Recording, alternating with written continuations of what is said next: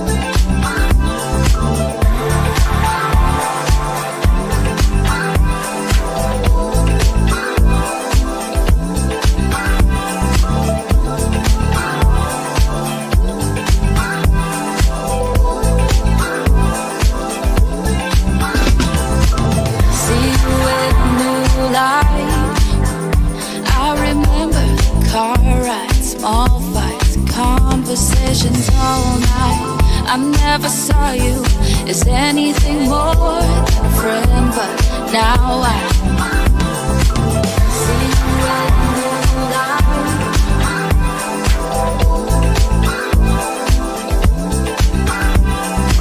See you in the light. See you in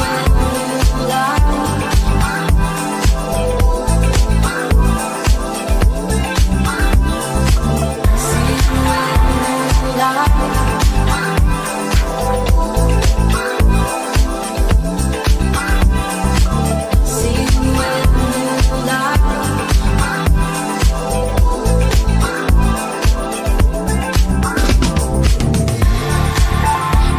Getting older, I remember car rides, small fights, conversations all night. I never saw you as anything more.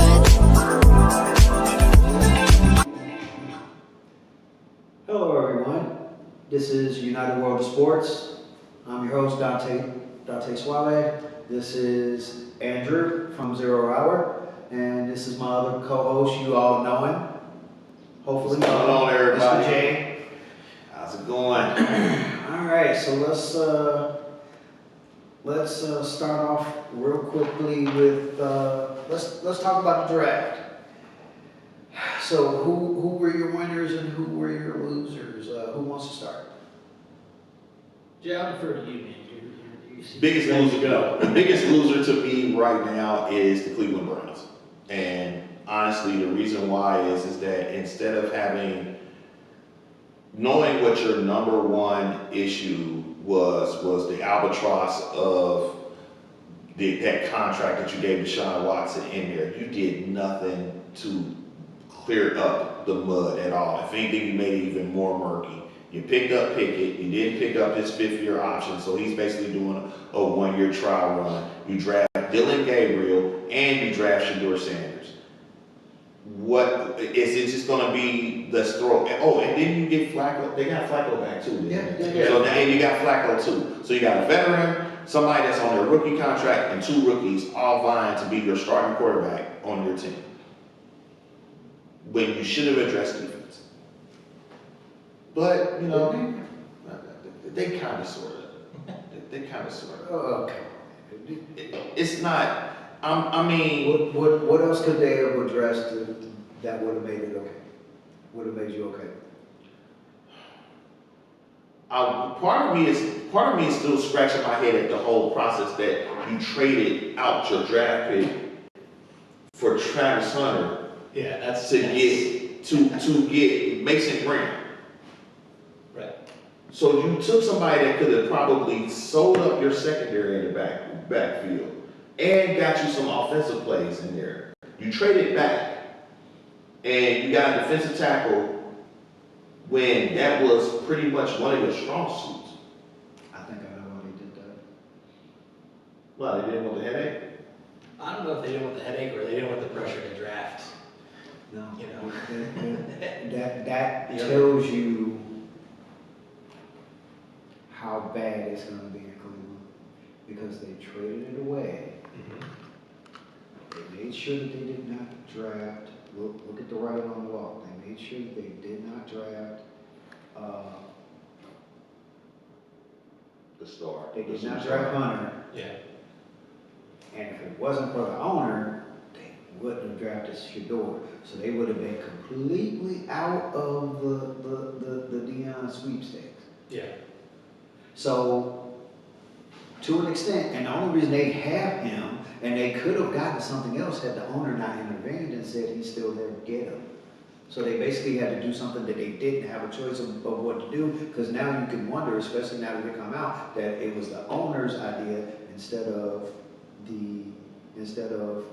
Stefanski and the other guy. You can question whether either one of them would be on the team had only they been involved in all the drafting decisions, which would have left the door open to, instead of drafting Shedeur, they would have had another defensive person potentially, and they could have covered something else on the defense, but they were trying to get out of the way, so they got Dylan, and it was like, okay, hopefully he'll be cool with us. Yeah. And that's not what happened. So if anything, that shows the dysfunction that is 4 hours away from here. You are trying, because here's the thing, you're trying to convince taxpayers and the state government to help foot the bill for a $600 million plus stadium for you to get built. You have an opportunity to draft somebody that if you draft them now, by the time that passes and gets done, they would still be on the roster and would probably be your eye, be the person that's bringing the eyes to you. It's your face, your friend. That's your face. That's your face. Yeah. Right now, you have no face. You have your face tried to leave, and you had to pay him in order for him to stay. Yeah. So right, you had to make him the highest paid non-quarterback for a period of time in order to get him to stay. So now, on top of doing all of that, you drafted back and you've made a mess on the back end of it because in some way, shape, or form, you still don't have a direction. You just said Did Stefanski and his guy create it, or did the owner? the owner's always created that. He's Haslam has been the problem for a while. But the biggest issue now is that now instead of y'all all working together in order to make the team better, you got Stefanski sitting up there saying, Dylan Gabriel's here. I'm drafting him because he fits what I want to do. And then you got the owner that's coming in there saying, I want Sanders, and I'm going to put Sanders on my team. I wonder. So now, and what ends up happening? Right. So what ends up happening? You can only hold 3 quarterbacks on the roster. So what happens? Did you draft Gabriel to put him on the practice squad to have Sanders on as your third string? I think it's a competition between those two, and whoever just gets traded. Right. But who's going to have the more value when you get to the trade part? Because Gabriel has shown what he can do. And if Sanders had shown enough, he wouldn't have slid that far. Right. So, we got an issue. Not doing it. I'm Not taking it. I know. Okay. And with that, I'm so hard. and with I'm that, down on the losers being the Cleveland Browns because you do not shoot yourself in the foot that hard and lose Travis Hunter because he is generational type talent. Even if he only plays 7 plays on offense, he's gonna draw attention because he's fast, he has abilities, and he can score. And that might be, those 7 plays might be the 7 plays you need to win every game. On the defensive end, he is well better than almost everybody that you ever put out on the defensive end in Cleveland from last year. He's upgraded whether you're playing a cornerback or you're trying to transition into like a safety role, to try and maybe minimize how much he's doing out there so you can use him on offense as well. He's an upgrader. Now you can't slide him in at the end, but that's a little hard. But those guys are upgraders for sure every year. That's going to be that way every year until they are drafting, with the last pick in the first round. They said that on ESPN, they said that their needs was a quarterback, an offensive tackle, a wide receiver, a defensive tackle, and a linebacker. They took in their draft a defensive tackle, a linebacker, a running back, a tight end, a quarterback, another running back, and another quarterback. Yeah. So out of the 5 things that you knew that you needed, you covered 3 of them, and 2 of the 3 that you covered, you got 2. Well, no, you covered 3 of them, and you doubled up on a need. You got 2 players for something that you didn't need. You think Shedeur Sanders accepts a move if he doesn't win the quarterback position?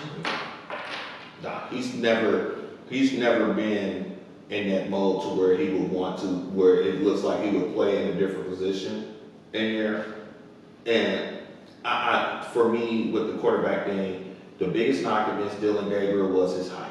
Yeah. They compared him to Kyler Murray because he was short quarterback, can barely see, looks like he has to throw off his tippy toes in that, but he won.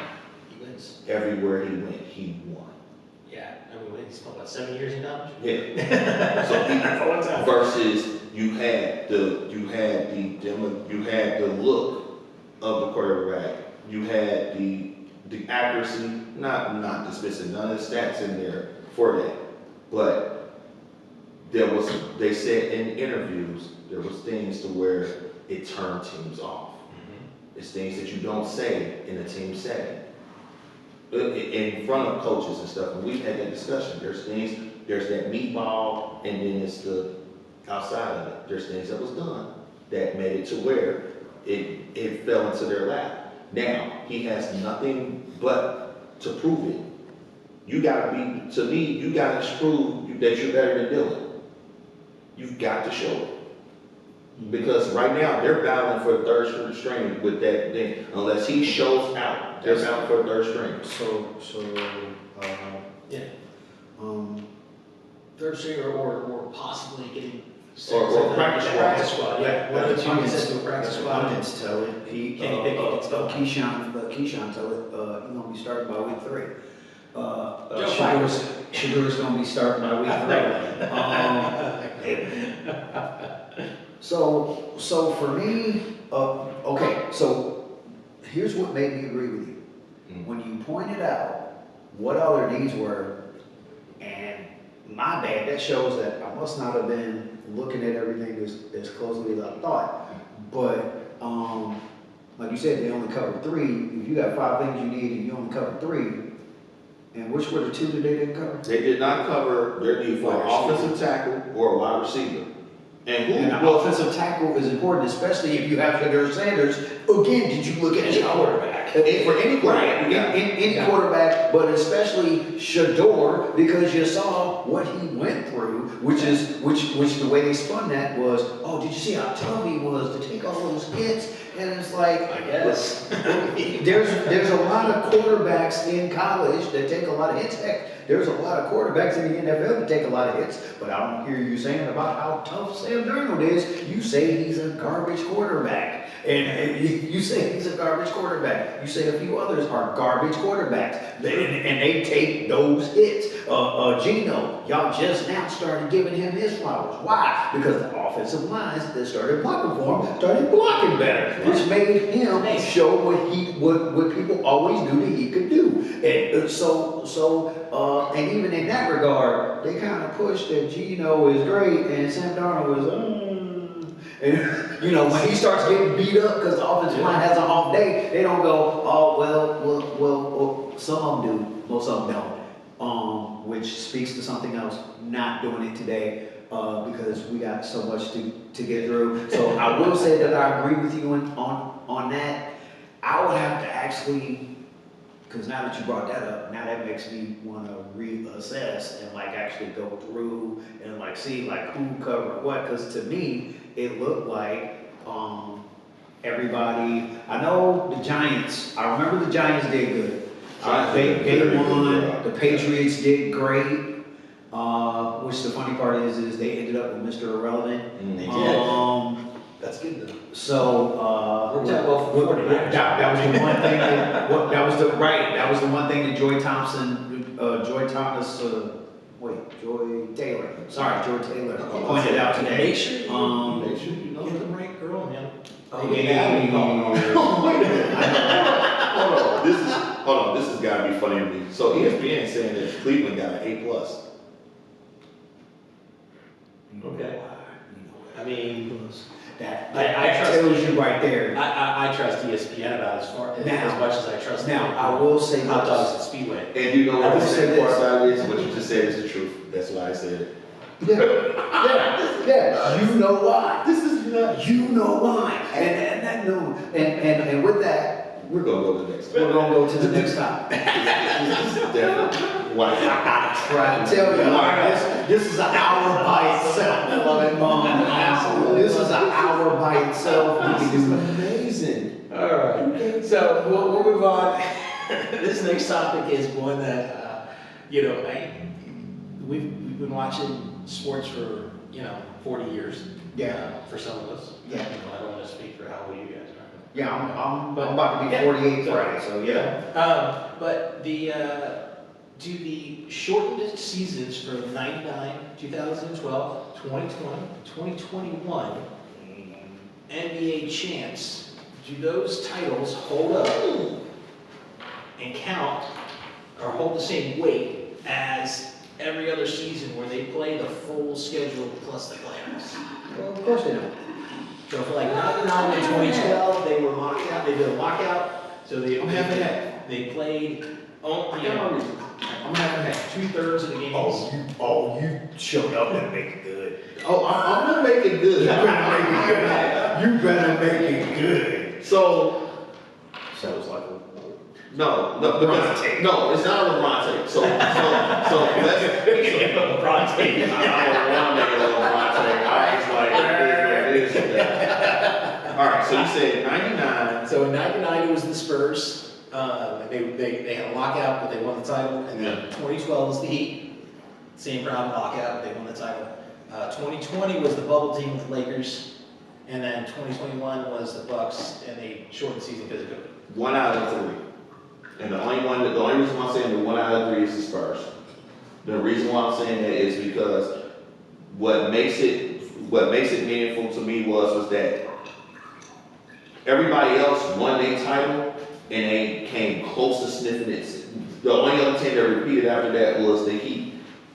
Was the only one that did a back-to-back during that time frame, and that was the bookends with the loss to Dallas, the 2 championships, and then the loss to who they lose the last one to the Spurs. Yeah. So that's why I'm saying half and half. I can give the Heat a little bit of it because you sustained it and then you won it the next year. Okay. The Spurs in '99, that set off their dynasty where they won their 5 championships. Okay. So I have to give them some credence in that was because they dominated in that year when that season started up and boat raced everybody to get to that title. Yeah. So I'm not gonna knock that one. I'm leery about the Heat because the Heat they got to the final, they lost to the Mavericks and they should have lost that one, then they won it. They should have lost that to Dallas. Was the 2012, I thought the 2012 was wasn't that with Shaq and D-Wade in 12? No, was it? I think 2012 was with Shaq. I thought that was the first year with LeBron over there. No, I think it was Shaq. 'Cause they beat the Thunder. Then That's a They, Shaq. they went back to back. 16, 17, wasn't it?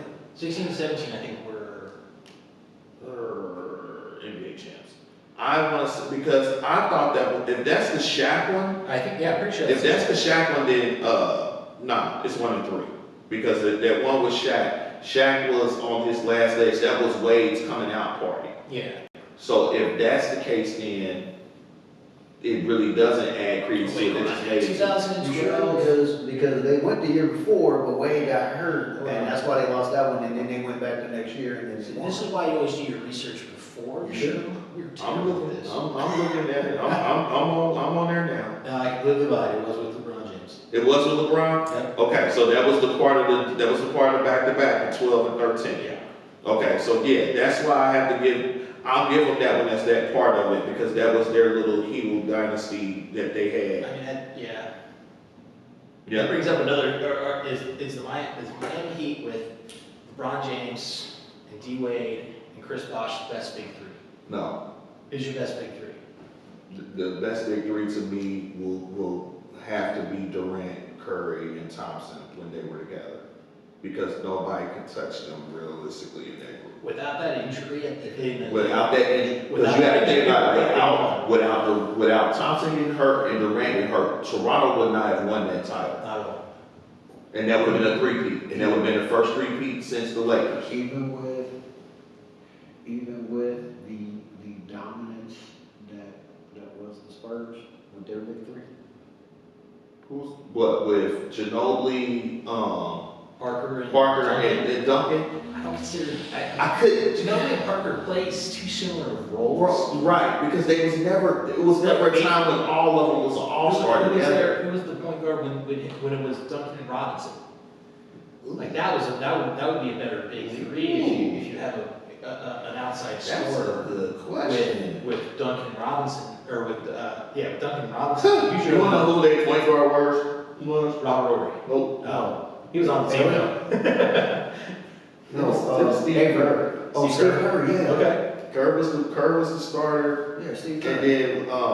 then Parker started coming off the bench, coming off the end. Okay. So I mean, I would say your big three in San Antonio would be Duncan. If any big three in San Antonio, you have to have Duncan and Robinson. Yeah, you gotta have them in That's the your first part of it. But it's just, But for me, it's the Celtics. It's the Celtics with Kevin Garnett and Paul Pierce and Ray Allen.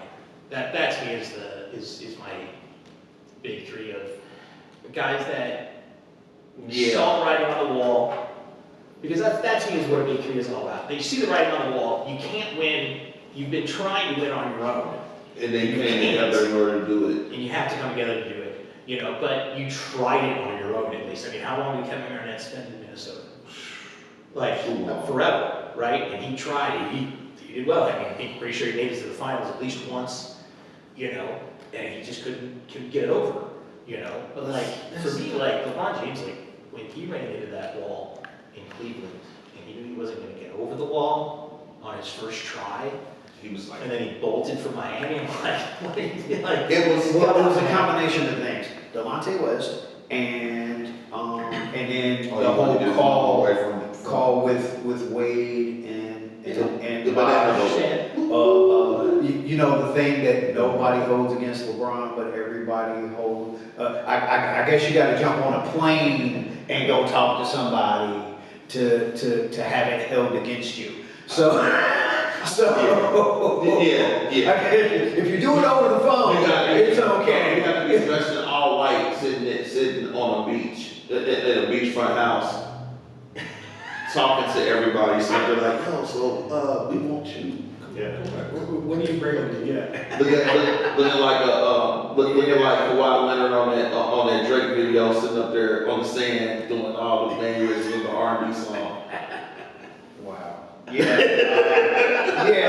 Well, okay, so for me, because you gotta keep it fair, if you throw anybody's championship into question, then you gotta throw everybody's. I'm a person that firmly believes in keeping it fair. Now, I get that maybe some teams had showed more of a dominance, so I can see your side, but at the end of the day, if you open the door to give somebody an out, then you gotta give it to everybody, or else it's gonna be like, they're gonna try to figure out why you didn't give it to them, and what's the number one thing you're gonna say? Because you were a hater. You didn't like LeBron. You didn't like, whoever you picked, you didn't like the other ones. It was something you didn't like about the other ones, and you just, and that's why I'm a firm believer in, you know what, just keep it simple. Did you won yours on a shortened? Okay, everybody that's asterisk by that. Yeah. It's like, and obviously the Spurs deserve to have an out, but then again, people are gonna bring up, well, you know, Popovich was the one that started that whole, player management. So let me get this straight. He's the only one that can get away with player management, and he's the only one that can have a shortened year and have his championship count. Yes, you sound like a Spurs fan. No. You're a Spurs fan. That's why you're doing this. You're a Spurs hater. This is where you separate, and no pun intended, you separate the men from the boys, because you'll sit there and say, you know what? If you want to call me that, that's fine. But at the end of the day, Greg Popovich did it all in one squad. They never won back-to-back, but they pretty much was in the conversation for a decade. Short year be damned in that short So year, many they years blitzed just everybody. going to the playoffs. Right. The only coach in history that pretty much He spent most of his time. He was the Bill Belichick of the NBA before Bill Belichick went over to the Patriots. And the crazy Going part back to when I was a little kid. And the crazy part about it is that if you think about from that era when he started out versus, like you just said, Phil Jackson. Phil Jackson gets the notoriety because Phil Jackson won the rings. And he had money. And he had Mike, and then he had Kobe. And then he had Kobe. He He had won Kobe in and two Shaq. different places. Right, he gets it from that. But if you look at what Popovich built to now, you see how much they missed him being around there after the stroke. From there to where they still to this day have not said he's not coming back. But it's not looking like that. You gotta look at, who was the franchise built on? The Spurs built their franchise on the guy that they knew was gonna be in there year in and year out. As opposed to a player That- who's gonna hold you for ransom. Yep. They said, oh, we're gonna build this on Popovich, the way Pop goes, that's the way we're gonna go. To the He point steered, and he steered them into playoff victories, to league championships, to division championships, and everything else. And this trophy case is full because Greg Popovich did that. Yep. And then you look at the Lakers and the Bulls with Phil Jackson, and you go, okay, well, he had a great scheme and a great way to teach the triangle. And all his players respected him, but he wasn't the leader of that team. No. He had a guy. He had a guy that was going to be his general out there, and that player, if he wanted to, could hold the team for ransom, and if he walked, the whole thing fell apart. Yep. And it did, because look at Kobe's injury. What happened? They They won won like like 25 games. They didn't run an offense. Terrible. That is the Everybody right. still says that he deserved that 2-year contract, and I still say, had he not taken that much, they probably could have brought in some stuff to where when that did happen, they still have a shot to try to make a run. Maybe. I think you did. Well, I think every- you end up with something like they had with Karl Malone and Steve Nash. Right. Those guys. When you brought- You're just like, Karl Malone, Oh, Gary yeah. Payton. yeah, those guys. It's just like, But shells. the reason why, part of the reason why that didn't work, and this is another conversation for another day mostly, but because I read Phil's book, to me, it was, he needed to make an exception in that in the two cases of those two. Number one, he promised Gary that he was gonna be a starter. So the question is you should have tried to do the research of not really trying to get Gary or Carl to pick up the triangle. In that case, you have to do it in reverse. Yeah. And try to figure out how they skills and what they best at fit them that way, because it's easier for you to figure Defense. out Those guys are amazing at defense. the skills that you already have. How can those skills work within the triangle? That way you can just tell them that, and then all they have to do is just be themselves. Yeah. But They tried to he tried to teach. He tried to do what he usually did, and he did it to everybody else. Yeah. They can't be no different. In their situation, they should have been different. And the Pistons probably it probably would have took 7 games, but the Pistons probably would have one less ring. And which I will still admit that I was shocked, even though technically my boy Joe was running things in the office, Joe D. Still, he put a heck of a team together. Rasheed Wallace redeemed himself and got him a ring. That whole Detroit squad was nasty. They were nasty on Defense. yes, and that's why I don't agree with you that whole, because I actually watched that series that Dallas won. Their defense was something else. Who, Dallas? Yeah. Oh, yeah. Their defense was something else. But on paper, I'll give you that one For 4 quarters. But on paper, during that time frame, it was, there shouldn't be a defense that could have stopped them that big three. That was And that was the, On paper. and that's what, and why you play game, and that's why locked them up. And I remember watching that series, I was rooting for Dallas. I was like, there's no way. I wasn't rooting for Dallas. I take that back. The more I watched it and I saw how they played, I wasn't mad at all when they won. Oh, when they beat LeBron and the Heat. Yeah, I wasn't mad at all when they beat them. I was very happy to see LeBron never win. That took me back. Well, no, coming close. Well, that, But no, I- sir, I that- really like how let's be you honest, that understand. sounds like hate, sir. Well, it is. Wow, you would have liked to see him get close, but never win. Absolutely, always the bridesmaid. Never the bride. He can start in 27 dresses too, okay? Wow. Ouch. So for me, when I look at Shots these, fired. yeah, when I look at these titles, it's all a matter of why was it a shortened season with the lockouts? I mean, player disputes, player unions, and stuff like that. I think that kind of stuff really ruins sports, especially for fans. Yeah. Yeah, I stopped, that's actually why I stopped watching baseball. So, After yeah. the second strike, I was done. Yeah, I absolutely. had too much time to watch the NFL, the NFL, the NBA, and the NCAA college basketball and football. It was like, hey, baseball's back. I'm like, great. Yeah. So like later, and then the bubble is like, it's the bubble. Everything is, it's 2020. Everything was, nothing was normal. As a Lakers fan. Name me something normal in 2020, right?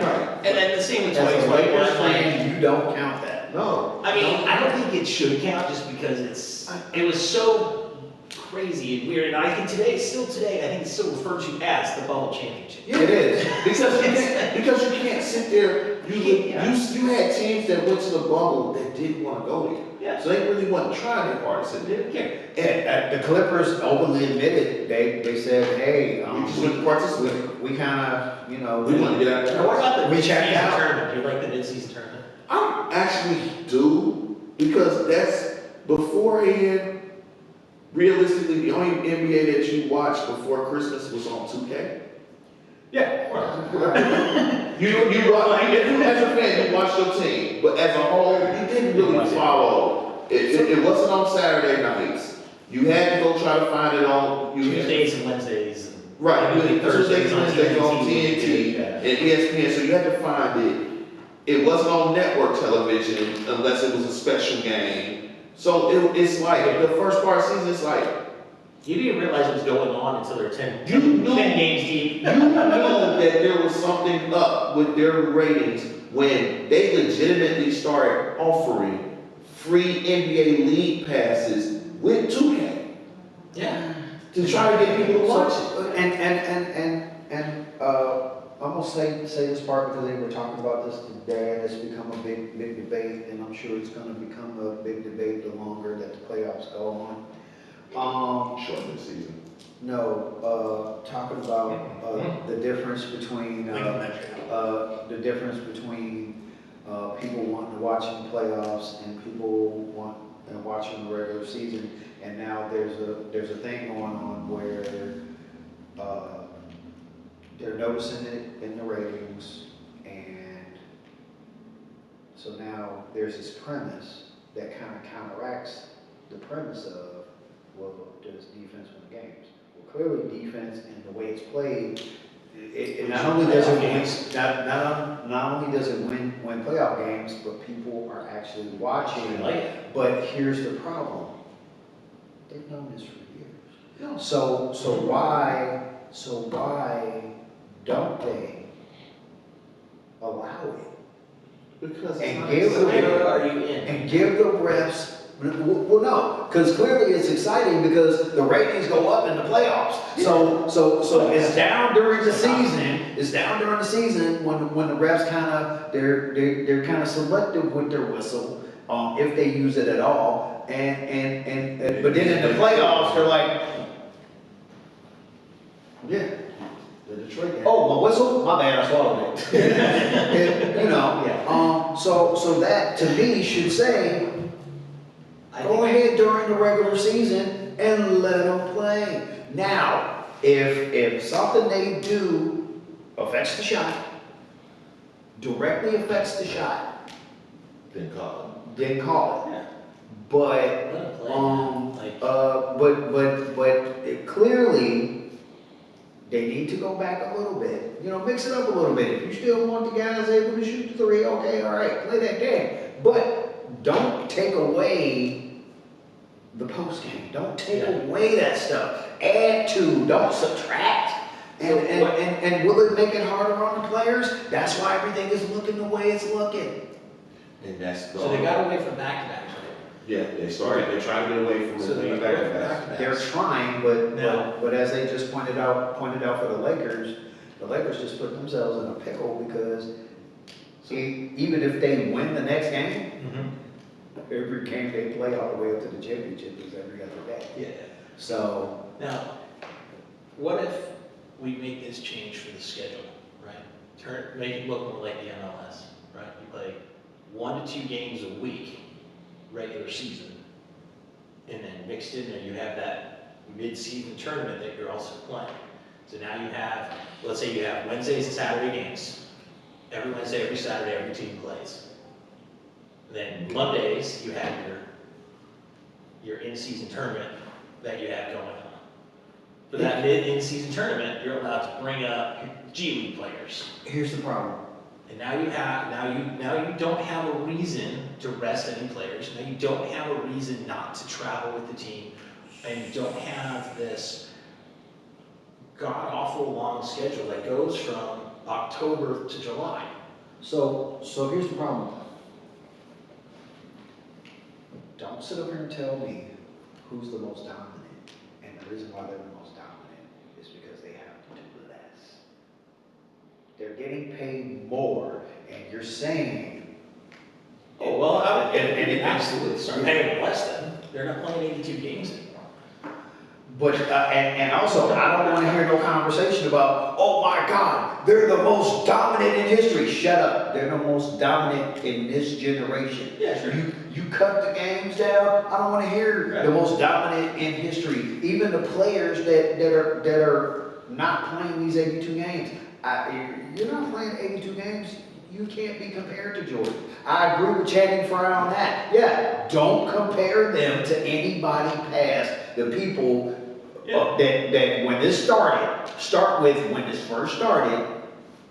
I mean, You can go back that far and you can come forward. You can't go back no farther than that because if players, the stars that played 82 games deserve their flowers because they did what they did, they got paid less and they cared. Matter of fact, Chris Broussard said something that made me want to pull my car over and snatch him through my phone. He said, hopefully he's not watching. okay, Oh, he is. with that, because we kind of gone over, I'll let this be the end of it. But he said, for those that thought that Steph and would be able to go back in the day and handle people putting a body to him, bro, you are not gonna compare nobody today, and I'll start running down the names. You are not gonna compare anybody from today to Charles Barkley, to Charles Oakley, to Kevin Willis, to Kevin Duckworth, to who were some other centers back in the day, to Kareem, to oh man, Robert Parrish, Bill Cartwright. and I'm talking about the people that got down low and they played rough. No, you are not going to compare them to Xavier McDaniels. They are doing nothing, even in the playoffs, and this whistle-swallowing moment that they're having in the playoffs to make it more entertaining so that more people are buying in and actually care about the product. You are not, and I'm mentally like, even Dominique is athletic as he was. He was You physical. didn't wanna come on. It's a different type of Sean Kemp, really? It's a different type of physicality. I think the only thing. Ask Muggsy Bogues, ask Spud Webb what it was like to be back there today and have to deal with that physicality and still come up and still be as talented as they were. Them two showed that it's possible. The only thing. But there was other people that showed that it's not likely because of all the people that they had that were short. Those two are the two that if you were watching back in the day, that you immediately remember because they seemed to thrive off of it. It made them tougher, but there was other ones that they didn't survive. They stayed on the bench if they survived being in the NBA at all. Come on now. The only question I would have to that debate would be, did anybody in that era have the shot Not going into the thing, because you gotta think about You it. couldn't have that shot. Right, but you have to think about it from this standpoint. You What were we've seen with basically Curry, right, but what we've seen with Curry is that even if he's being guarded, he's been able to escape with his dribble and still get a shot up that fast. But, number one, for people like that, what was a big thing to do? Full court press. Right. So even if you come down to get the ball, they making sure that you have two people come up and squeeze play you because they know who getting the ball. You gotta pass it to somebody else. And he's shown that he's been able to get that off. That's the Thing part of is, it. you can't take a player like, pick a player. You can't take a player from today, transport him back 30 years, give him all the advantages they had from today growing up, and put them back 30 years and say, hey, be as tough as these guys were growing up without all the advantages you had. Right. They're just Because different people. it's So, different. like, And that's why I gotta agree with it. So like Steph Curry